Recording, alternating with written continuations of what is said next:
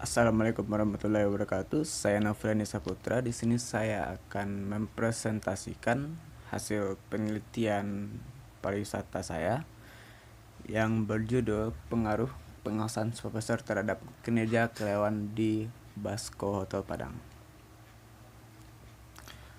Langsung saja kita ke bab 1 pendahuluan, yaitu ada latar belakang. Latar belakang hotel adalah suatu perusahaan dikelola pemiliknya dengan menyediakan pelayanan makanan dan minuman dan fasilitas kamar untuk tidur kepada orang-orang yang melakukan perjalanan yang diterima tanpa adanya perjanjian khusus. Beberapa masalah yang berkaitan dengan kurangnya pengawasan supervisor terhadap disiplin kerja karyawan. 1. Seperti masih adanya karyawan yang datang terlambat. 2. Tidak menjalankan SOP. 3. Grooming karyawan tidak sesuai standar operasional prosedur. Yang kedua ada identifikasi masalah. Yang pertama, supervisor tidak menegur karyawan yang datang terlambat. 2. Supervisor jarang mengawasi pekerjaan karyawan agar mengembalikan peralatan pada tempatnya. 3. Supervisor tidak menegur grooming yang tidak sesuai SOP. Ada yang ketiga yaitu batasan masalah. 1. Pengawasan supervisor Hotel Basco Padang. 2. Disiplin kerja karyawan Hotel Basco Padang. 3. Pengaruh pengawasan supervisor terhadap kerja karyawan Hotel Basco Padang. Yang keempat ada rumusan masalah. 1. Bagaimana pengawasan supervisor Hotel Basco Padang. 2. Bagaimana disiplin kerja karyawan Hotel Basco Padang. 3. Bagaimana pengaruh pengawasan supervisor terhadap disiplin kerja karyawan Hotel Basco Padang. Tujuan penelitian yaitu tujuan umum dan tujuan khusus. Adapun manfaat penelitian yaitu bagi manajemen hotel, bagi jurusan, bagi peneliti lain, dan bagi penelitinya tersendiri.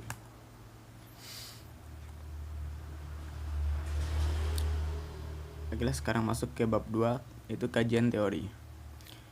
Yang pertama ada pengawasan supervisor, indikator pengawasan supervisor, disiplin kerja, indikator disiplin kerja, kerangka konseptual, hipotesis penelitian.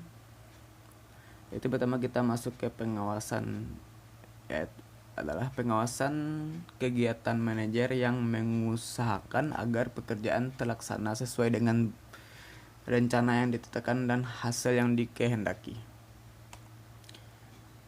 Supervisor sendiri adalah sebagai kegiatan yang merencanakan, mengarahkan, membimbing, mendorong, mengevaluasi secara kesinambungan anggota secara menyeluruh sesuai dengan kemampuan dan keterbatasan yang dimiliki anggota.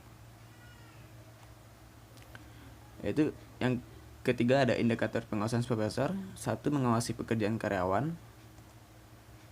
2. Mengawasi kondisi karyawan. 3. Mengawasi hubungan antar individu. 4. Hubungan aspiratif. 5. Iklim kerja. Tugas supervisor memahami sasaran tugas operasional. 2. Melaksanakan tugas secara aman dan efisien. 3. Mengatasi masalah-masalah karyawan. Fungsi seorang supervisor: 1. Melihat ke depan dan mampu merencanakan. 2. Mampu mengkoordinasi usaha-usaha para karyawan. 3. Memonitor apakah karyawan telah mengerjakan tugas sesuai direncanakan atau tidak.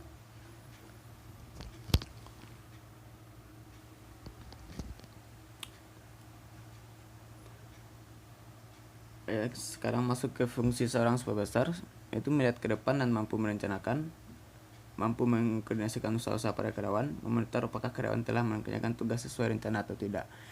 Disiplin kerja merupakan tindakan manajemen untuk mendorong kesadaran dan kesediaan para anggotanya untuk menaati semua peraturan yang telah ditentukan oleh organisasi atau perusahaan dan norma-norma sosial yang berlaku di hotel.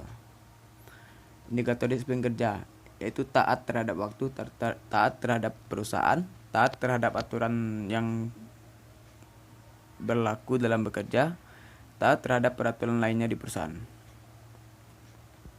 Manfaat disiplin kerja yaitu bagi organisasi atau perusahaan, disiplin kerja akan menjamin tata tertib dan kelancaran pelaksanaan setiap tugas sehingga nantinya dapat diperoleh hasil optimal. Yang kedua, bagi karyawan, dengan disiplin kerja maka karyawan akan memperoleh suasana yang menyenangkan dan kondusif sehingga menambah semangat kerja dalam melaksanakan setiap tugas. Faktor-faktor yang mempengaruhi disiplin kerja. Yang pertama, besar kecilnya pemberian kompensasi. Yang kedua, ada tidaknya keteladanan pemimpin dalam perusahaan. Yang ketiga, ada tidaknya aturan pasti yang dapat dijadikan pegangan. Yang keempat, keberanian pemimpin dalam mengambil tindakan. Yang kelima, dalam setiap kegiatan yang dilakukan perlu ada pengawasan yang mengarahkan karyawan agar sesuai dengan aturan yang ditetapkan. Bentuk-bentuk disiplin kerja yaitu 1. Disiplin retributif, 2. Disiplin korektif, 3. Presektif hak-hak individu. Pentingnya disiplin. Disiplin kerja sebagai sesuatu yang berharga dalam suatu organisasi dan karyawan jika diterapkan dengan baik, maka akan menjamin terpeliharanya tata tertib dan kelancaran dalam pekerjaan di sesuatu organisasi sehingga dapat diperoleh tujuan yang dimaksud dalam suatu organisasi. Baiklah, kerangka konseptual dan hipotesis penelitian. Silakan lihat di samping. Baiklah, kita masuk ke bab 3, metode penelitian.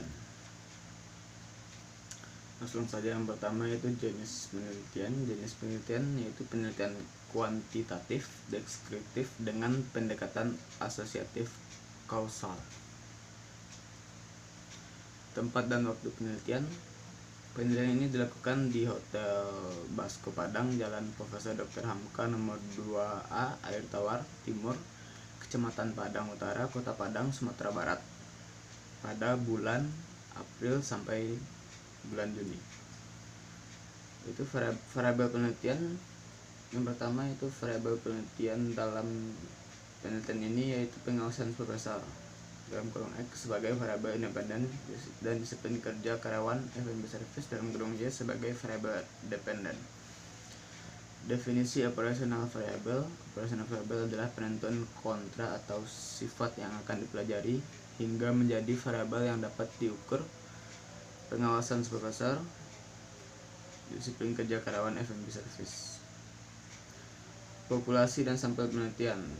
Yang pertama, populasi penelitian. Populasi penelitian ini adalah seluruh karyawan F&B Service kecuali supervisor Hotel Basko Padang berjumlah 40 orang karyawan.